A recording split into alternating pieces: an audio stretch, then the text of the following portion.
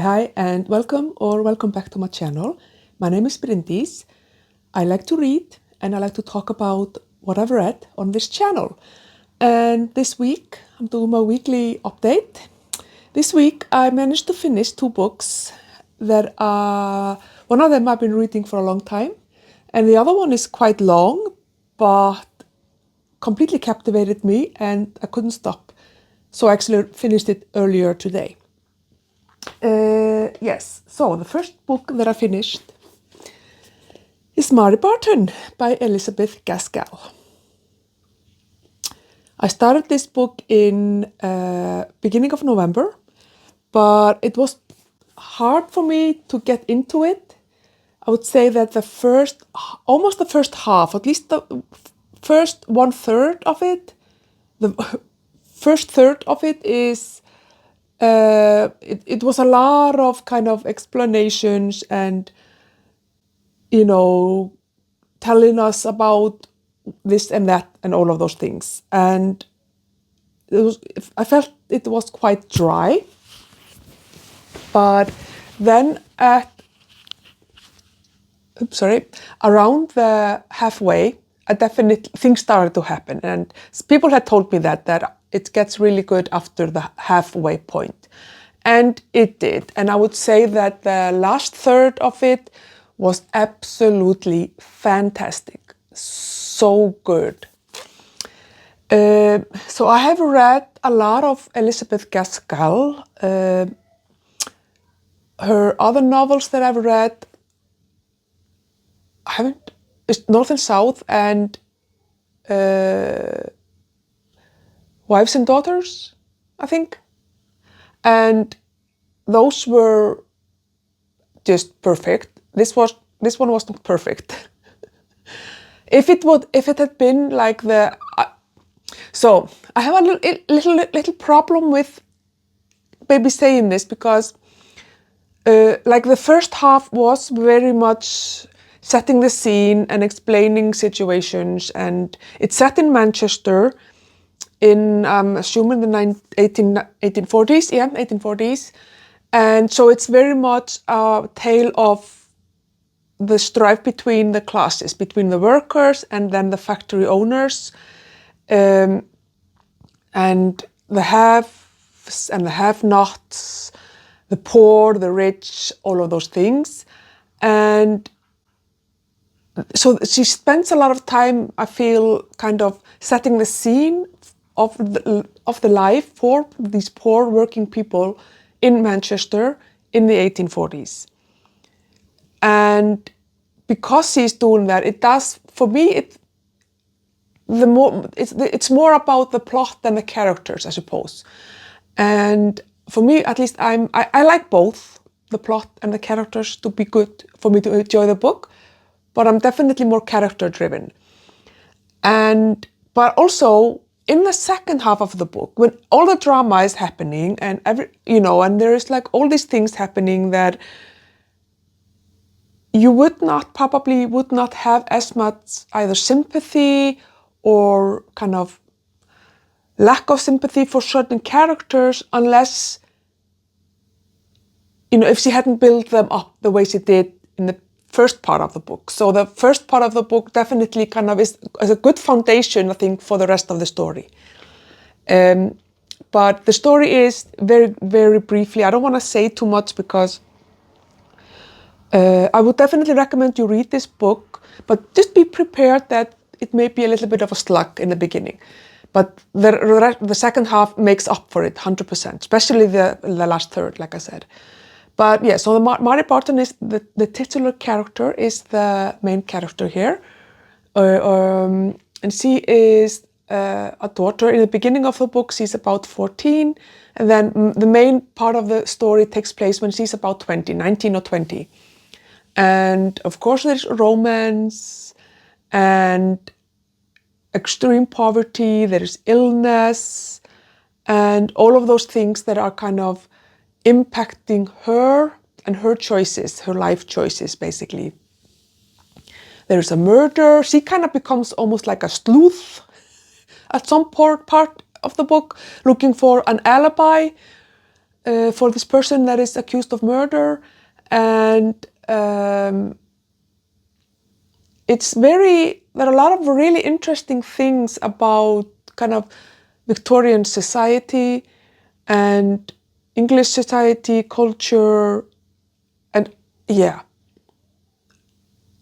I'm giving this 4 stars because, like I said, I feel that the first half was a little bit dry and, tedious, to be honest.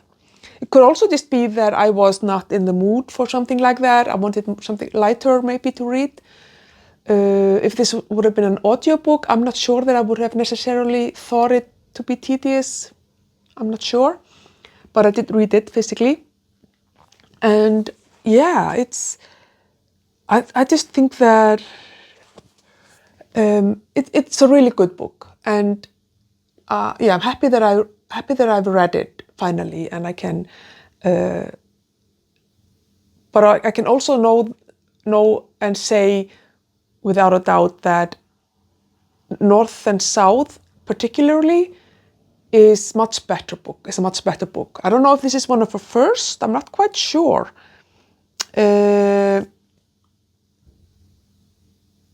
Or if it's, I don't know where in the row she wrote this book, but it's a good book, and I did enjoy it. One thing that I noticed also, because most of the classics that I read, I listen to as audiobooks. That's my preferred way of reading, to be honest, is audiobooks. And I'll go through audiobooks. I like to read them at like 1.0 speed. I don't speed them up generally, and just enjoy the experience of a good narrator telling the story of this time period, the classics, or like 18th, 19th century literature. It's very fascinating to me, and I love hearing someone telling me the story. So I don't know if it's because of that, but so everything else by Elizabeth Gaskell I've listened to as an audiobook. But I noticed while I was reading this that sometimes the language is the writing is very kind of florid. Is that the word? Very flowery. Very like, oh, she walked and she, I don't know, it is the way it sounded in my head was very kind of obscured a little bit. I don't know. I don't know if you know what I mean, but anyway, yeah, I'm glad that I finished it, and the ending and like the last third, the last fourth, the last fifth of the book, I cried my eyes out, and I really enjoyed the second part of this book. It's fantastic. Yes, and then I actually started and finished the other book that I read this week, and that is Barnaby Rudge by Charles Dickens. I actually ordered it also, but it hasn't arrived. I bought a physical copy, but it hasn't arrived yet. So I listened to the audiobook narrated by Simon Vance. The narration is from the 1990s, 1991 or something like that. But I really enjoy that, and I enjoy Simon Vance and his narration. I like his voice. And so Barnaby Rudge is one of Charles Dickens's least famous books, least known books, according to Wikipedia. I had never heard of it, for sure. There are several books, like I had never heard of The Old Curiosity Shop. The next book in the line for me reading Charles Dickens is Martin Chuzzlewit, something like that. Never heard of it. So in case you're new, I'm reading Charles Dickens in publication order, and Barnaby Rudge was published number 5. It's the 5th of his novels published. It was actually supposed to be his first, but due to some delays or issues with the publishers, it ended up being number 5, and it was published in serialized form, as many of his books, in 1841. I think I remember that correctly. And it's a very interesting book, I will say. It completely took me by surprise. I was kind of expecting to like it because everything else by Charles Dickens I loved, and I did. I loved this book. So, the Barnaby Rudge. It's a historical novel. It's one of Charles Dickens' 2 historical novels. This one takes place in England, in London, in the 1770s, 1780s. And so Barnaby is the main character, or one of the main characters. And he is a young man around 20, 25, something like that, I would think. Maybe was he a little bit older, maybe 27. And he is developmentally disabled. And it's very kind of a simple way of looking at life. And you kind of follow his journey through for a few years, and how he kind of gets drawn into the big riots that took place in London in 1780 or something like that. I don't remember the name. They were called something, but they were like huge riots. Houses were set on fire. It had something to do with Catholic Protestant fightings, and I think they were like somebody was trying to change the law so that Catholics couldn't inherit, or something about also their education. There's a long history of infighting between Catholics and Protestants in England, for sure. So it had something to do with that. And this obviously takes place also in the later part of the 18th century, when there are a lot of revolutions. There was a revolutionary war going on in the US or in North America at the time, or around that time. And then, of course, we had the French Revolution a little bit later. And, there's a lot of turmoil going on. And so there was this huge riot, and people get kind of drawn into it, both intentionally, but also kind of by accident. And there are also other people, like there is this locksmith, and his daughter, and his apprentice, who are like big characters. And then there is this kind of lord, and his niece and his son, and then there's this innkeeper and his son. So there are a lot of interesting characters in this book. Charles Dickens does what he does really well, is that the villains are very villainous, and then the nice people are very nice. But actually I find that in this book, in some of his books that I've read, it's very almost cartoon-like characterization of characters. Very like good people are very good, bad people are very bad. And you definitely have that in this book as well. But it is also more nuanced. So the good people are good, but they have flaws. And the bad people are bad, but they also have some good streak in them. So I really enjoyed that. And I think this is one of my favorite Charles Dickens so far. So I've read the Pickwick Papers, Nicholas Nickleby, Oliver Twist, The Old Curiosity Shop, and then this one. And I've also read A Christmas Carol. So I've read, this is, like I said, my 5th novel by him. And I think so far Nicholas Nickleby is my favorite of those. But I'm not sure if this one is a very close number 2. I've loved all of these books in different ways, though. But this one was really, really good, and it took me by surprise. But there was not a moment when I was listening to it that I was just like, oh, come on, get on with it. It captivated me the entire time that I was listening to it. And I listened to it for 4 hours today because I wanted to finish it. And I partly wanted to finish it for this video, but I was just, the last, 4 hours of the audiobooks or 5 hours of the audiobooks are just, I couldn't could not stop. The story is just absolutely fantastic. This is a really good book. So 100% recommend. And now I'm just really looking forward to continuing on with Charles Dickens. I'm going to try my very best not to pick up the next book, Martin Chuzzlewit, until March, because I promised myself that I wasn't going to rush through Charles Dickens, that I was going to take my time and only read one of his books every other month, so that I would have enough time to really think about the book and kind of digest the book and savor it. But I'm like, oh no, I want to read more now. So yeah, that's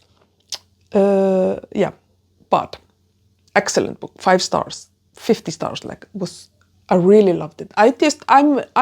Charles Dickens, I can 100% understand and see why he is Charles Dickens. So what I'm now currently reading is, I can finally now dive back into A Day of Falling Night by Samantha Shannon. And I will say that last week I told myself that I was going to force myself to read at least, I was going to divide the amount of chapters with the amount of days so that I would have finished it by when I'm filming this update. And I did that, even though I would normally not do that. I would normally not force myself to read a book, because if I'm finding it, I don't want to read the book, then I shouldn't read the book. That's my general rule. But I also kind of had an inkling that if I would just force myself to read a few chapters and I would get into it, and that worked so well. I divided the chapters, and I think I had 25 chapters left last Sunday. So I divided it by 6 days, so that I would have a day extra, because I'm filming this on a Saturday. And I think there were 4 or 5 chapters a day. And the first day, on Monday, I read 4 chapters. And then on Tuesday, I think I read 12 chapters, and then I finished it on Wednesday, because it got really good. So sometimes it's okay to kind of force yourself, although generally, for me, that's a sign that I don't like a book. But it worked in this case, for sure. So I'm glad that I did that, and I need to keep that in mind for the future. But the reason I haven't been reading this book is simply because I was reading this book, and I was reading all the Christmas books that I got, all the crime novels that I got for Christmas, that I was reading as physical copies. So that's kind of the reason why I didn't get to this one. But I'm very excited. I think I had already read the prologue and I think 4 or 5 chapters. So I'm very early on. I think I'm just going to start from the beginning and just kind of allow myself to immerse myself in this world. I can't wait. So when it comes to the next book that I want to read, I have 2 options that I found. There are, so I'm taking part in Ellen Made Book Club's Diversity Book Bingo. I even printed it out just to have it in front of me. And I would like to read something from a different continent, but she also has diversity wrap. And one of the continents that I found the book from is Asia, and the diversity wrap is LGBTQIA+, which I think would be very interesting. I saw Nikki at my Messy Bookshelf talk about this book, and it's a Taiwan travel something, and it is first of all, it takes place in Taiwan, which is Asia. I haven't read a contemporary, at least, book from Asia in a very long time, if ever. I've read some classics, but not. Yeah. Anyway, so that would be cool for Asia, and also for the LGBTQIA+ representation. representation. Oh my God, because there is like a lesbian love story in that book. But the only thing that I'm not sure about though, then are I think I'm gonna put the bingo on there. It's easier for you to see. So new country, it could be. I haven't read anything from Taiwan, for sure. I have read something from China, like way back then. I don't think it is translated. I'm not sure. I think it's actually. I think it was written in English. I will check that out. Maybe it was. If it was translated, then definitely that's a thing. Yeah. I don't know if there are other things, I don't think there are necessarily something else here, but then I would at least have either a new country translated or maybe a 5-star read if I really like it, who knows? So thinking that that's gonna be my next read. Yeah, but I'm also thinking that, because that's not a classic and A Day of Holy Night is not a classic, I would like to have a classic book, an audiobook. And so I'm thinking actually to use my TBR jar. I haven't done that for a while. And so basically what this is just titles of books I have on my shelf for my Read What You Own challenge. And that I also have this audiobook. I do allow myself a veto if the book just does not sound at all. Yeah. The first book, Ulysses. No, I'm just going to throw that away. I'm not going to be reading Ulysses. Sorry, I'm just not. Okay. That was a good start. And then here we have, Crime and Punishment by Dostoyevsky. Okay. Yeah.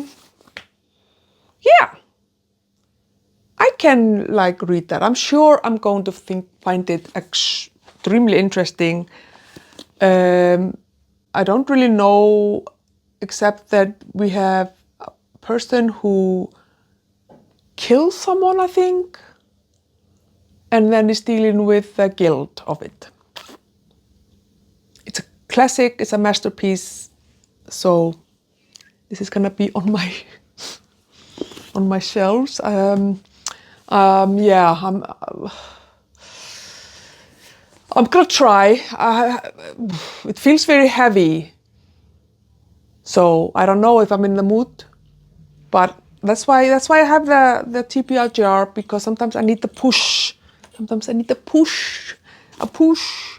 But I'm also thinking if I should maybe have another physical copy. No, I'm gonna focus on this book. This is more than enough for me, and I look forward. I don't want to have any distractions from it. Okay, before I end the video, I want to show you a couple of books that I bought that I think are just so interesting. These are not like books. They are. You'll see. I went to the bookstore I needed to get a couple of journals and stuff like that for work, or like notebooks, and so I saw this one. So this is Agatha Christie, and a reading tracker, as you can see. And so in this reading tracker, we have all of her books, and you can check them off.